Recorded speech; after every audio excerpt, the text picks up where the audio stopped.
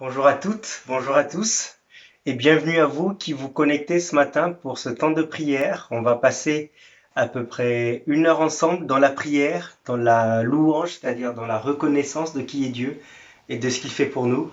Et puis on va avoir un temps d'écoute de la parole où on va se poser devant Dieu, en recevoir de lui ce qu'il a à nous communiquer. Je suis content de vous retrouver ce matin, même si c'est virtuel.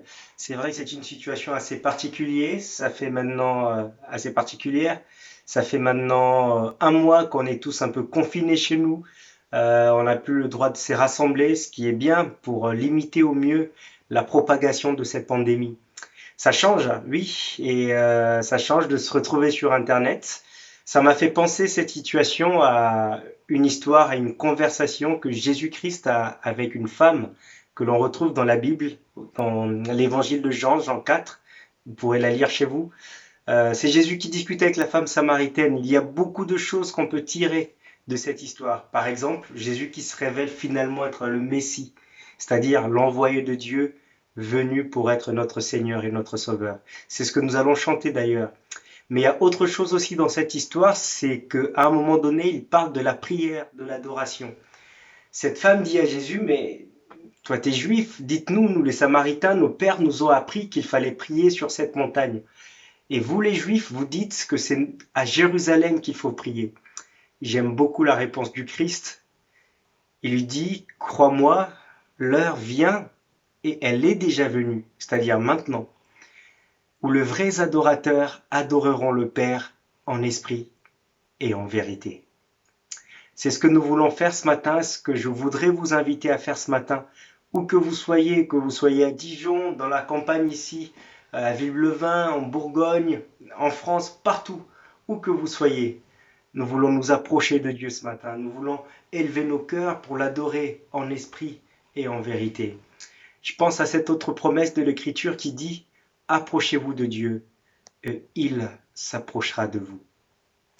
Avant de prier pour remettre ce temps de culte à Dieu, je vous propose de chanter ce cantique qui dit « Quand le peuple de Dieu, des 4 coins de l'horizon, c'est-à-dire partout, partout, où que vous soyez, encore une fois, quand le peuple de Dieu se rassemble au nom de Christ, Jésus est au milieu d'eux. Jésus est au milieu d'eux. » C'est ce que je vous invite à proclamer avec ce cantique. Quand le peuple de Dieu des 4 coins de l'horizon se rassemble en ton nom, Jésus, tu es là. Et après ça, je prierai.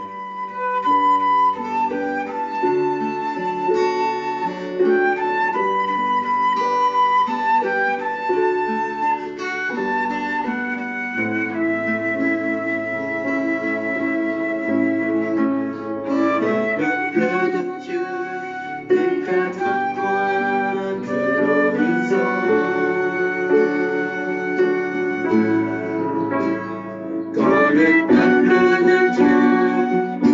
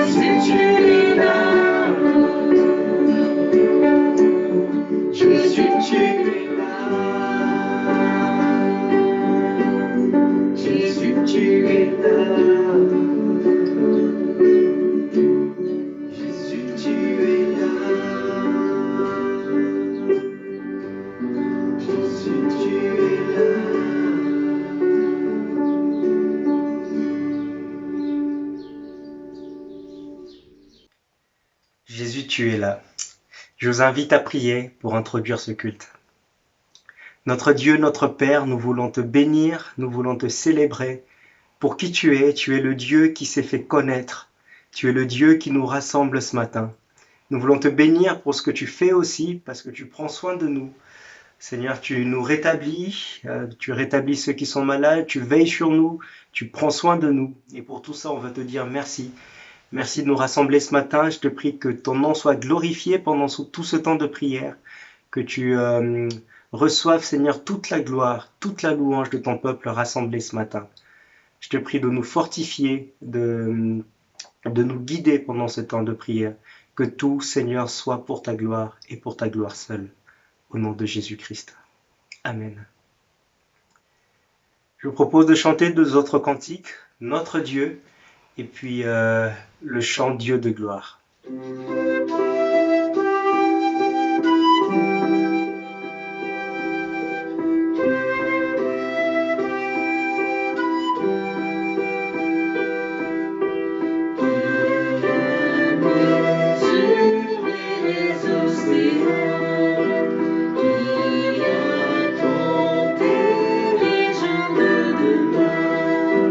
Gloire et nation, dans le savoir.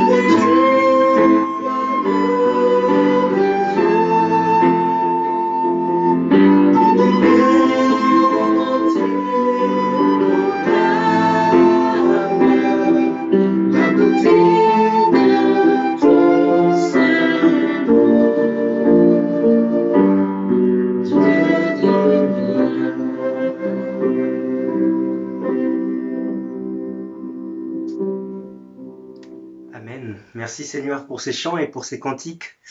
Je vous propose la lecture du psaume 105 et après ça, nous allons passer un moment dans la prière. Psaume 105, quelques versets. Verset 1. Louez l'Éternel, invoquez son nom, faites connaître parmi le peuple ses hauts faits. Chantez, chantez en son honneur, parlez de toutes ses merveilles. Glorifiez-vous de son saint nom, que le cœur de celles et ceux qui cherchent l'Éternel se réjouisse. Ayez recours à l'Éternel et à son appui. Cherchez continuellement sa face. Souvenez-vous des prodiges qu'il a fait. Souvenez-vous des prodiges qu'il a fait. C'est ce que je vous propose maintenant de faire. On va passer un temps dans la prière, dans la reconnaissance. Vous pouvez prier. Et puis, on affichera 2 ou 3 sujets sur une diapo et on pourra prier spécifiquement pour ces sujets-là. Je vous propose de prier.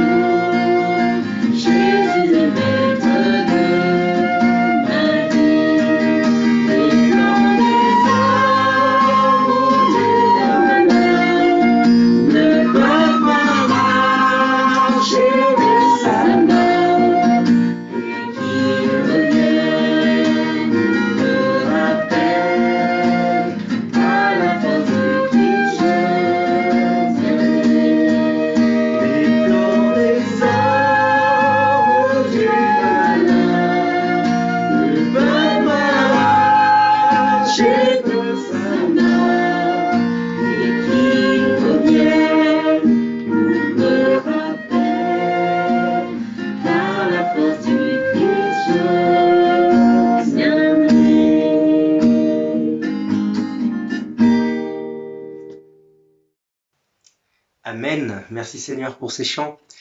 Je vais laisser la place à Nicolas qui va nous apporter la parole de Dieu. Je prie que Dieu le fortifie, qu'il le bénisse et que sa parole nous fasse du bien. Nicolas. Bonjour à tous, merci Dan et à toute ton équipe pour la louange. Je suis heureux, moi, de vous retrouver pour ce deuxième culte de l'EPEDE, de l'ère du confinement. Déjà le quatrième culte que nous vivons depuis nos maisons respectives. Et après le message de Paul sur les diacres, j'ai le privilège de commencer une série qui va nous tenir jusqu'à la mi-juin, Dieu voulant, une série sur 1 Thessaloniciens. L'évangile est arrivé à Thessalonique au cours du deuxième voyage missionnaire de Paul. C'est une fois arrivé à Troas, dans ce deuxième voyage, que Paul a une vision, dans Actes 16, verset 9. Un Macédonien le supplie en disant « Passe en Macédoine, viens à notre secours ». De Troas, donc, ils se rendent à Philippe, et donc quand je dis ils sont avec Paul et Silas, se rendent à Philippe, qui est la première ville de Macédoine. Cette ville, vous savez, où se convertit Lydie, la marchande de pourpre, et où Paul et Silas seront envoyés en prison, après avoir délivré une voyante d'un esprit de python. Une fois partis de Philippe, ils se rendront à Thessalonique, la ville la plus importante de la Macédoine. Cela nous est relaté dans Actes 17. Cette ville se situe en Grèce actuelle, qui était alors divisée en deux provinces. On avait au nord la Macédoine, et au sud de la Grèce actuelle, l'Achaïe. Cette ville est connue aujourd'hui sous le nom de Salonique. C'est une ville qui est dynamique, qui est cosmopolite. C'est la deuxième ville la plus importante de Grèce. Et elle était déjà importante à l'époque de Paul. C'était une grande ville portuaire, située sur la voie Egnatia, une voie qui partait de l'Adriatique pour aller jusqu'à Byzance. Et sur cette voie, Thessalonique était une halte incontournable. Paul annonce l'évangile dans la synagogue. Acte 17 nous rapporte que quelques juifs furent convaincus, mais surtout une grande quantité de Grecs croyants, c'est-à-dire des Grecs sans doute déçus par les croyances dominantes ou par curiosité peut-être, ou par ouverture d'esprit, des Grecs qui venaient écouter la Torah dans la synagogue. Ils croyaient en Dieu ou aspiraient à connaître Dieu, le Dieu unique, sans être forcément convertis au judaïsme. Un grand nombre de ces hommes et de ces femmes, Actes parle de femmes de qualité, c'est-à-dire de femmes certainement de la haute société, suivirent Paul et Silas dans la foi au Christ. Très rapidement, des juifs de cette synagogue, jaloux, vont créer du tumulte dans la ville. Jason, chez qui Paul et Silas séjournent, a été traîné devant les magistrats de cette ville au motif qu'ils allaient à l'encontre des décrets de César, en proclamant qu'il y a un autre roi que César, Jésus. Paul et Silas durent fuir la ville de nuit. Ils partent précipitamment en direction de Bérée, qui est une autre ville de Macédoine. Et ces persécutions contre les chrétiens de Thessalonique vont perdurer encore après le départ de Paul et Silas. Cette première épître est pour Paul l'occasion en fait de reprendre contact avec les chrétiens de Thessalonique, quittés précipitamment, après seulement quelques semaines de présence dans la ville. On pense 3 ou 4 semaines. Dans Actes, il est écrit qu'il prend la parole pendant 3 sabbats dans la synagogue. Timothée a été envoyé à Thessalonique pour prendre des nouvelles. Cela fait sans doute moins de 2 ans que cette église est fondée, et Paul est soucieux de savoir si ces jeunes convertis vont tenir au milieu des persécutions et des afflictions qui ont continué donc après son départ. Est-ce qu'ils ne vont pas être découragés par la souffrance ? Est-ce qu'ils sont assez ancrés dans la parole de Dieu pour tenir ferme dans l'adversité ? On lit au chapitre 3, versets 1 à 5. « C'est pourquoi, impatients que nous étions et nous décidant à rester seuls à Athènes, nous envoyâmes Timothée, notre frère, ministre de Dieu dans l'évangile de Christ, pour vous affermir et vous exhorter au sujet de votre foi, afin que personne ne fût ébranlé au milieu des tribulations présentes, car vous savez vous-même que nous sommes destinés à cela. » Et au verset 5, « Ainsi, dans mon impatience, j'envoyais m'informer de votre foi, dans la crainte que le tentateur ne vous eût tenté et que nous n'eussions travaillé en vain. » À son retour, Timothée fait un rapport à Paul décrivant la force avec laquelle les Thessaloniciens géraient la situation et leur épanouissement spirituel malgré l'intensité des persécutions.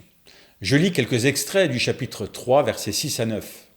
Au verset 6, « Mais Timothée, récemment arrivé ici de chez vous, nous a donné de bonnes nouvelles de votre foi, de votre amour. » Au verset 7, « Nous avons été consolés à votre sujet. » Au verset 8, « Vous demeurez fermes dans le Seigneur. » Au verset 9, « Quelles actions de grâce, en effet, nous pouvons rendre à Dieu à votre sujet pour toute la joie que nous éprouvons à cause de vous devant notre Dieu. » Quelle bonne nouvelle pour Paul, quelle joie! Les Thessaloniciens demeurent fermes en Christ, dans la foi, dans l'amour.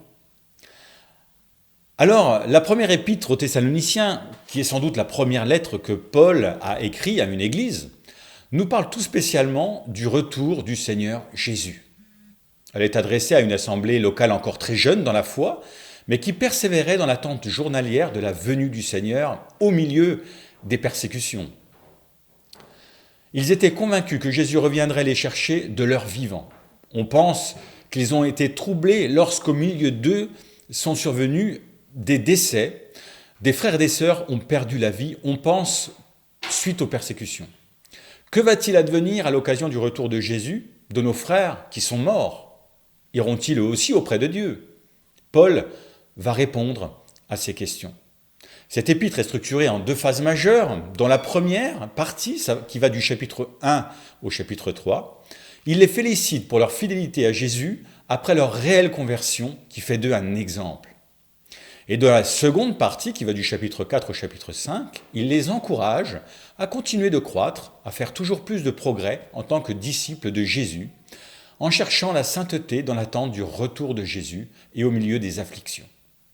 Tout cela est encadré par 3 prières, une au début de l'épître, une au milieu entre ces 2 parties, et une 3e prière à la fin de l'épître. Comme pour nous aujourd'hui, un retour de Jésus aurait résolu tous les problèmes des Thessaloniciens. Mais voilà, pour les Thessaloniciens comme pour nous, puisque nous sommes là à écouter ce message ce dimanche matin, ça n'était pas le plan de Dieu. Alors vous vous demandez comment vivre en chrétien quand tout va mal. C'est souvent dans ces moments qu'on pense au retour du Seigneur. Est-ce qu'il surviendra pendant notre vie? Que doit-on faire jusqu'à son arrivée? Un Thessalonicien vous fournit des principes qui vous permettront de mieux connaître Jésus et vivre davantage pour lui. On pourrait l'intituler « Vivre pour Jésus en attendant son retour ». Toute l'épître respire en fait la fraîcheur de la vie de foi de cette assemblée. Ces croyants manquaient encore de connaissances, mais en contrepartie, ils avaient non seulement reçu la parole avec joie, mais ils la mettaient en pratique dans leur vie quotidienne. Bref, c'est une église qu'il faut prendre en exemple. C'est un modèle en quelque sorte, et c'est d'ailleurs le titre que je donnerai à cette prédication sur le premier chapitre de Thessaloniciens. On va lire ce premier chapitre dans la version second 21. De la part de Paul, Sylvain et Timothée à l'église des Thessaloniciens qui est en Dieu le Père et dans le Seigneur Jésus-Christ, que la grâce et la paix vous soient données. Nous disons constamment à Dieu toute notre reconnaissance pour vous tous en faisant mention de vous dans nos prières. Nous nous rappelons sans cesse l'œuvre de votre foi, le travail de votre amour et la fermeté de votre espérance en notre Seigneur Jésus-Christ, devant Dieu notre Père. Nous savons, frères et sœurs aimés de Dieu, qu'il vous a choisis parce que notre évangile ne vous a pas été prêché en parole seulement, mais avec puissance, avec l'Esprit Saint et avec une pleine conviction. Vous savez en effet comment nous nous sommes comportés parmi vous à cause de vous. Vous-même, vous êtes devenus nos imitateurs et ceux du Seigneur, en accueillant la parole au milieu de grandes difficultés, avec la joie du Saint-Esprit. Ainsi, vous êtes devenus un modèle pour tous les croyants de la Macédoine et de l'Achaïe. En effet, non seulement la parole du Seigneur a retenti depuis chez vous en Macédoine et en Achaïe, mais c'est aussi partout que votre foi en Dieu s'est fait connaître, de sorte que nous n'avons pas besoin d'en parler. De fait, on raconte à notre sujet quel accueil nous avons eu auprès de vous et comment vous vous êtes tournés vers Dieu en abandonnant les idoles pour servir le Dieu vivant et vrai, et pour attendre du ciel son Fils qu'il a ressuscité, Jésus, celui qui nous délivre de la colère à venir. Une église exemplaire, modèle. Cette église est exemplaire dans son implantation. Elle est un modèle dans sa conversion, mais également un modèle dans les vertus qu'elle développe. 1 Thessaloniciens chapitre 1, versets 4 à 5. Nous savons, frères bien-aimés de Dieu, que vous avez été élus, notre évangile ne nous ayant pas été prêché en parole seulement, mais avec puissance, avec l'Esprit Saint et avec une pleine persuasion, car vous n'ignorez pas que nous nous sommes montrés ainsi parmi vous à cause de vous. Alors aujourd'hui, lorsqu'on parle d'évangile et de puissance, on pense aux prodiges, aux miracles qui devraient accompagner la prédication de l'évangile. Mais lorsqu'on lit dans les actes des apôtres, l'implantation de l'église de Thessalonique, il n'y a pas de miracles qui sont rapportés par Luc dans les actes. Il n'est fait aucune mention de miracles. Il y a des miracles à Philippe, par exemple, il y a des miracles à Éphèse, mais aucune mention de miracle en ce qui concerne Thessalonique. Pas de fait marquant, en tout cas, qui n'a été repris par Luc dans les actes. Cette puissance, c'est en définitive le Saint-Esprit. C'est le Saint-Esprit qui a été à l'œuvre dans les cœurs. Il a convaincu les hommes de péché, il les a convaincus de justice et de jugement. C'est le consolateur, en définitive, le défenseur qui a été promis par Jésus dans Jean, chapitre 16, versets 7 à 8. Cependant, je vous dis la vérité, il vous est avantageux que je m'en aille, car si je ne m'en vais pas, le consolateur ne viendra pas vers vous, mais si je m'en vais, je vous l'enverrai. Et quand il sera venu, il convaincra le monde en ce qui concerne le péché, la justice et le jugement. Le Saint-Esprit était au travail. Il agissait dans le cœur pour convaincre que le message délivré par Paul était la vérité. Pourquoi le Saint-Esprit a pu agir comme ça à Thessalonique ? Tout d'abord parce que l'évangile prêché l'a été dans toute sa vérité. La parole de Dieu doit être annoncée dans toute sa pureté. Il faut que ce soit le véritable évangile qui soit annoncé, pas des pensées humaines, pas des philosophies humaines. 1 Thessaloniciens chapitre 2 verset 3. En effet, notre prédication ne repose ni sur l'erreur, ni sur des motifs impurs, ni sur la ruse, mais puisque Dieu nous a jugés dignes de nous confier l'évangile, nous parlons non dans l'idée de plaire à des hommes, mais pour plaire à Dieu qui éprouve nos cœurs. Jamais, en effet, nous n'avons eu recours à des paroles flatteuses, comme vous le savez. Jamais nous avons eu la soif de posséder pour mobile. Dieu en est témoin.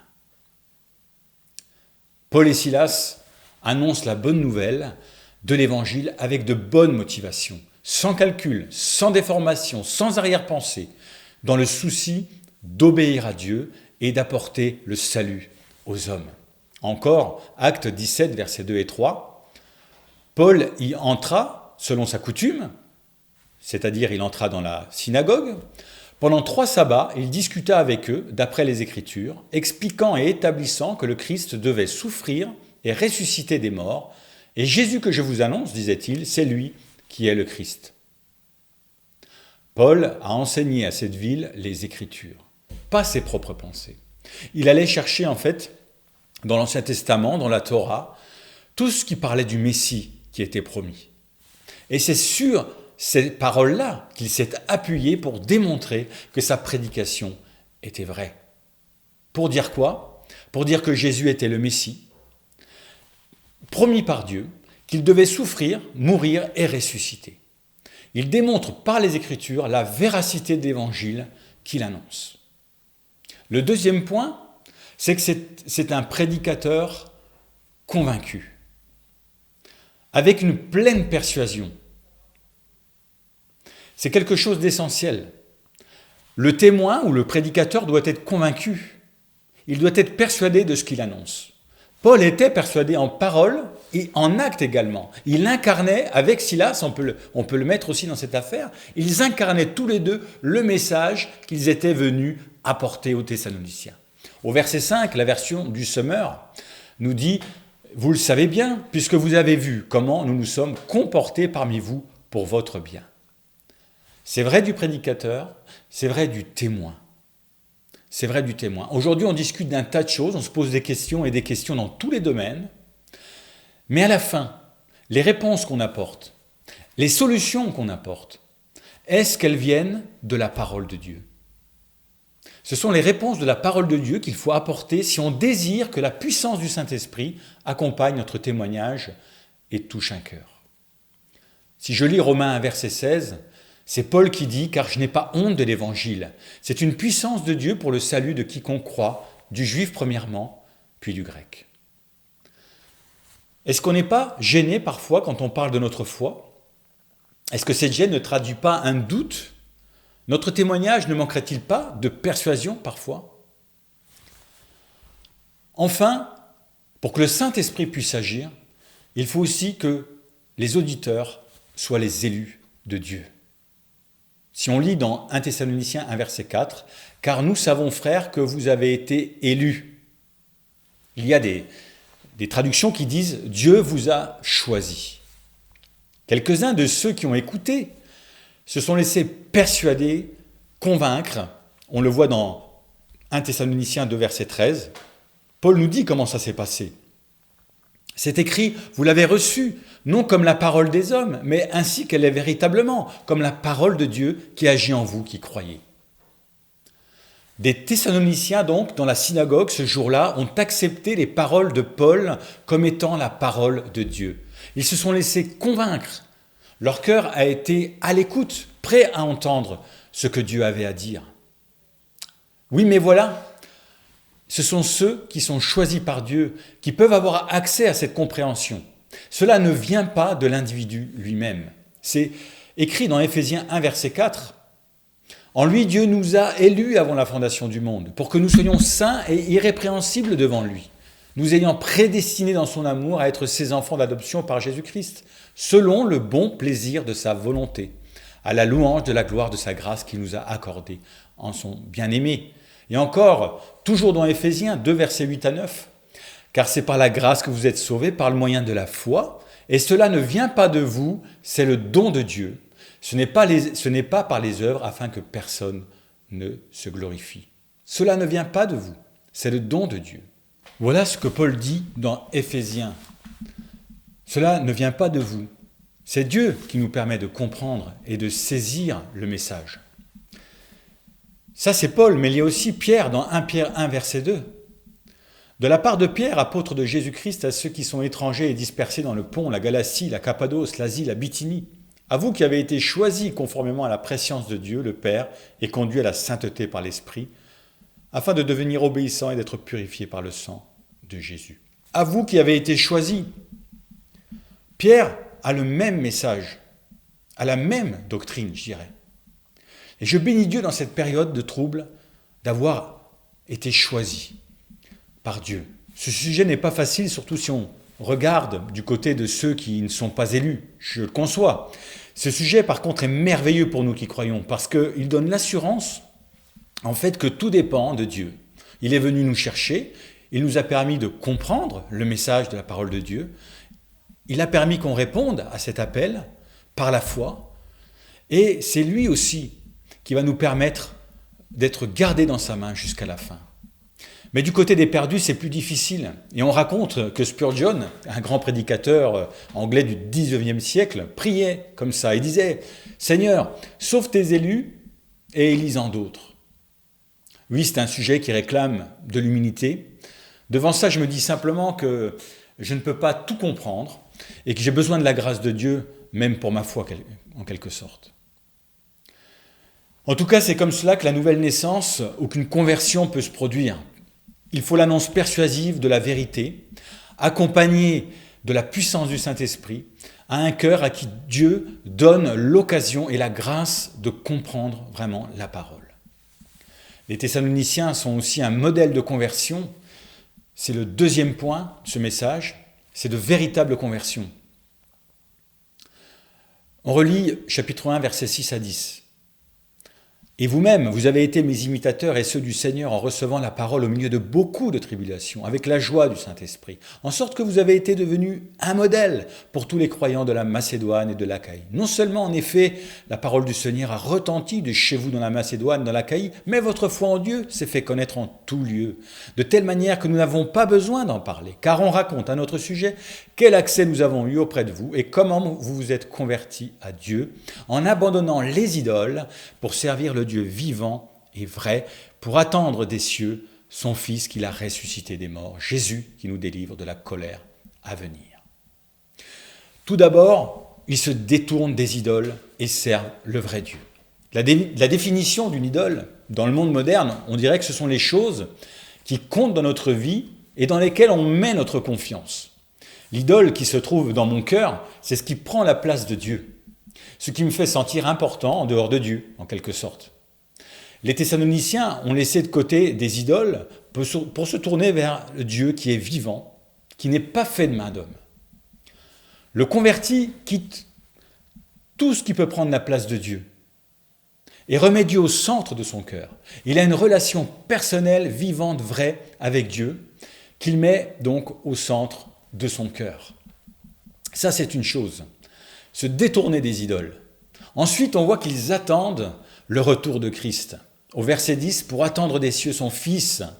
Savoir que Jésus revient, c'est une joie pour celui qui s'est tourné vers le Dieu vivant et vrai. C'est une espérance extraordinaire, c'est un véritable secours dans l'épreuve. C'est une partie de notre espérance et on va le développer un peu plus tard dans la dernière partie du message.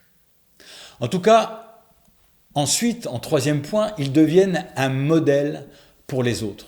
Et la conversion amène à être un modèle et à partager ce qu'on a reçu à d'autres. On pourrait dire, ils sont devenus des disciples qui font des disciples. Ils sont devenus porteurs de la parole de Dieu à leur tour. Leur foi est un exemple dans toute la province et au-delà. La question qu'on peut se poser, notre cœur brûle-t-il encore de l'amour de notre prochain pour son salut? Sommes-nous zélés pour faire des disciples? Au verset 7, ils sont devenus un modèle, leur vie est un témoignage, ils ont imité Paul qui lui-même a imité Jésus-Christ. Et ils sont devenus donc des modèles à suivre pour les autres. Un disciple, en quelque sorte, c'est quelqu'un de contagieux. C'est un mot à la mode. Il vit et désire partager en fait la bonne nouvelle de l'Évangile. Et je prie pour que Dieu nous donne d'être dans cette période si particulière des témoins vivants de l'espérance qui habite dans nos cœurs. Ensuite, cette Église est une Église qui développe les vertus essentielles. Quelles sont ces vertus essentielles? Chapitre 1, versets 2 à 3. Nous rendons continuellement grâce à Dieu pour vous tous, faisant mention de vous dans nos prières. Nous rappelons sans cesse l'œuvre de votre foi, le travail de votre amour, la fermeté de votre espérance en notre Seigneur Jésus-Christ devant Dieu, notre Père. La foi, l'espérance et l'amour. 1 Corinthiens 13, verset 13, Paul rappellera ceci.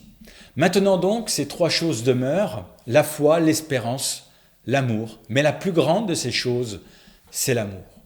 Tout disparaîtra, sauf la foi, l'espérance et l'amour. Et les Thessaloniciens ont développé ces trois vertus essentielles dans leur vie chrétienne. Tout d'abord, une foi active, basée sur la parole de Dieu.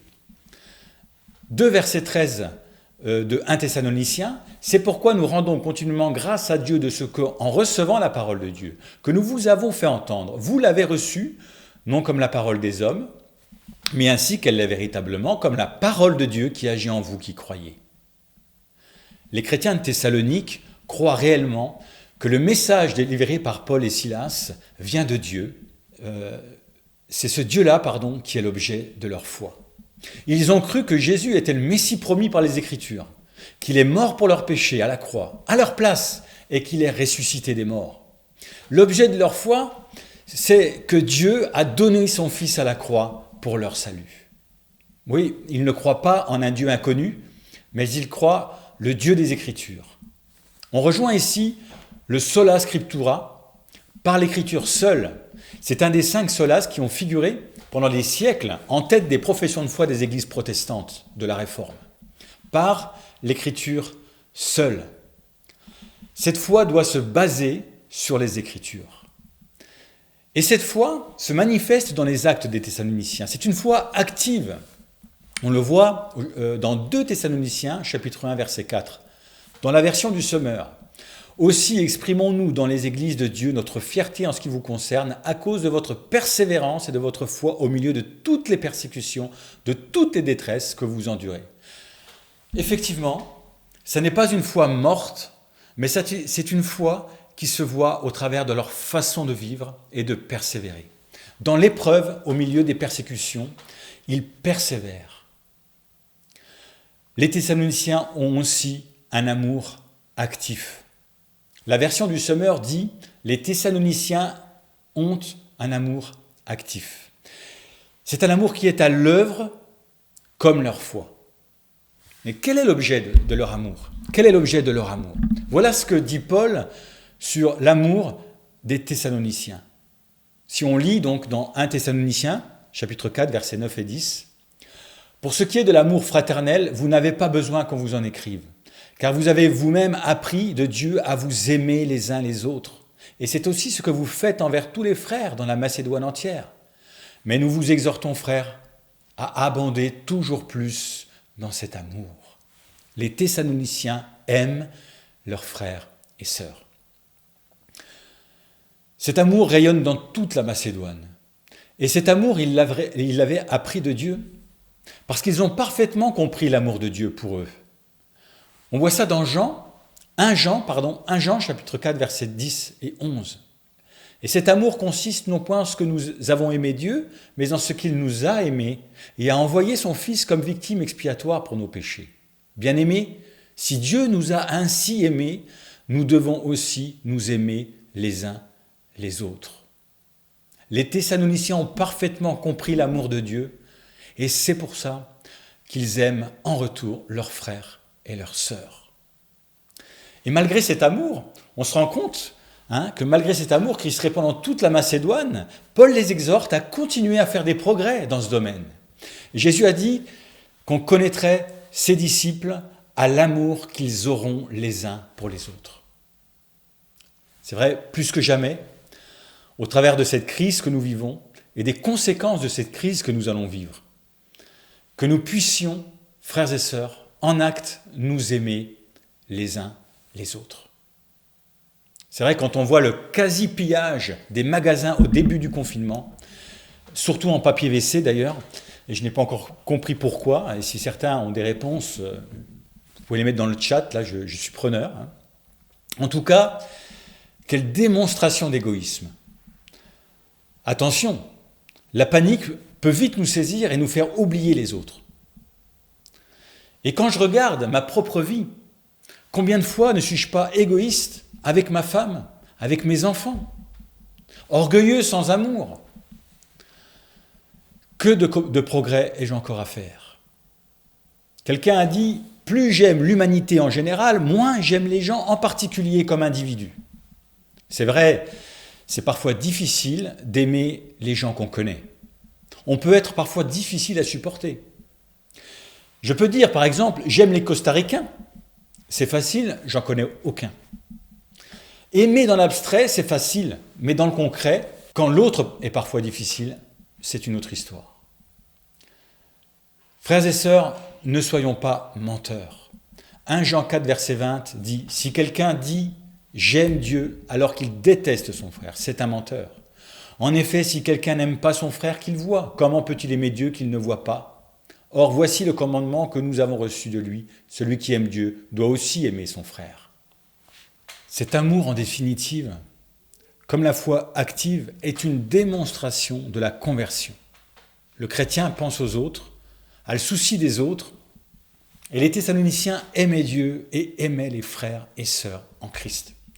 Paul les exhorte à abonder toujours plus dans cet amour. Enfin, les Thessaloniciens avaient aussi une espérance ferme. Une espérance, cette espérance était le salut pour la vie éternelle. Et cette espérance est fondée sur la foi en Christ et sa résurrection. Celui qui ne possède pas cette foi est sans espérance. Si on lit Éphésiens 2, versets 11 et 12, « C'est pourquoi vous, autrefois païens dans la chair, appelés incirconcis par ceux qu'on appelle circoncis et qui le sont en la chair par la main de l'homme. Souvenez-vous que vous étiez en ce temps-là sans Christ, privés du droit de cité en Israël, étrangers aux alliances de la promesse, sans espérance et sans Dieu dans le monde. » Et encore dans 1 Thessaloniciens 4, verset 13, Paul parle des autres, de ceux qui n'ont pas la foi et qui de ce fait n'ont pas d'espérance. Il y a en effet un lien étroit entre la résurrection de Christ et notre espérance. 1 Pierre 1, verset 3, « Béni soit Dieu le Père de notre Seigneur Jésus-Christ, qui selon sa grande miséricorde nous a régénérés pour une espérance vivante par la résurrection de Jésus-Christ d'entre les morts. » 1 Corinthiens 15, versets 12 et 19, « Et si Christ n'est pas ressuscité, alors notre prédication est vide, et votre foi aussi. Et si on lit au verset 19, « Si c'est pour cette vie seulement que nous espérons en Christ, nous sommes les plus à plaindre de tous les hommes. » Mais pourquoi sommes-nous à plaindre? Parce que s'il n'y a pas de résurrection, nous vivons dans l'illusion. L'espérance, c'est être sauvé en vue de la vie éternelle. Tite 1, versets 1 et 2 nous dit « De la part de Paul, serviteur de Dieu et apôtre de Jésus-Christ, j'ai été chargé d'amener ceux que Dieu a choisis à la foi et à la connaissance de la vérité qui est conforme à la piété, afin qu'ils aient l'espérance de la vie éternelle. Le Dieu qui ne ment pas l'avait promise avant tous les temps. » Et au verset 7, « Ainsi déclaré juste par sa grâce, nous sommes devenus ses héritiers conformément à l'espérance de la vie éternelle. » Les Thessaloniciens étaient fermes dans cette espérance de la vie éternelle. Ils attendaient le retour de Jésus-Christ et ils s'attendaient à vivre avec lui pour l'éternité. En conclusion, quelques questions pour l'Église. Tout d'abord, on voit que Paul et Sylvain et Timothée se réjouissent au sujet de cette Église. Dans la version du Semeur, au verset 1, on lit ceci: « À l'Église des Thessaloniciens dans la communion avec Dieu. » Avec Dieu le Père et avec le Seigneur Jésus-Christ. C'est une Église dont le cœur est proche du cœur de Dieu, en communion avec Dieu. Je lis des témoignages de ce que l'Église peut produire comme fruit dans les pays où il y a de la persécution. Des chrétiens pauvres en Ouzbékistan démontrent leur foi et leur amour en apportant des colis à des familles qui ont encore moins qu'eux. Et ces témoignages, ces exemples amènent des familles entières à se tourner vers Dieu. Alors, quelques questions à se poser à propos de notre Église, à propos de nous-mêmes, qui sommes dans un pays riche, et en particulier dans cette période d'angoisse pour les nations. Développons-nous les vertus essentielles de la foi, l'espérance et l'amour? Travaillons-nous avec la puissance du Saint-Esprit en annonçant toute la vérité de l'Évangile? Sommes-nous des témoins convaincus qui prient pour rencontrer les bonnes personnes? Sommes-nous réellement convertis? Où en sommes-nous avec nos idoles? Où en sommes-nous avec notre relation avec Dieu? Attendons-nous encore le retour du Seigneur? Sommes-nous un modèle en tant que communauté, en tant qu'Église? En tant que disciples, sommes-nous un modèle? Prions. Seigneur, en ce temps particulier que tu nous donnes de vivre, je veux me souvenir des Thessaloniciens qui ont reçu ton évangile au milieu des afflictions. Quel exemple pour nous, Seigneur. Quel exemple pour nous qui vivons ces temps si particuliers. Nous voulons, Père, nous remémorer ces paroles. Nous voulons, Père, nous voulons intégrer ces paroles. Nous voulons vivre ces paroles. Pour te glorifier, Seigneur. Pour être des modèles, comme les Thessaloniciens, comme Paul et Silas ont été au milieu d'eux des modèles à suivre, Seigneur. Merci de nous façonner à ton image, Père. Merci de nous aider toujours plus à nous détourner des idoles, Seigneur Jésus, pour te servir, toi, le seul Dieu véritable, mon Dieu. Aide-nous à développer ces vertus, la foi, l'espérance et l'amour, et à être attachés à ta parole, mon Dieu. Merci aussi pour cette espérance qui s'attache à ton appel, la vie éternelle, la résurrection en toi, mon Dieu. À toi soit toute la gloire, Jésus. Amen. Eh bien voilà, il me reste à vous souhaiter un excellent dimanche dans la présence de notre Seigneur. Passez une bonne semaine, prenez soin les uns des autres, prenez soin de vos familles, que Dieu vous garde et vous bénisse. Et on se dit à dimanche prochain pour un nouveau culte, malheureusement encore par vidéo interposée. Voilà, soyez bénis. Merci à tous.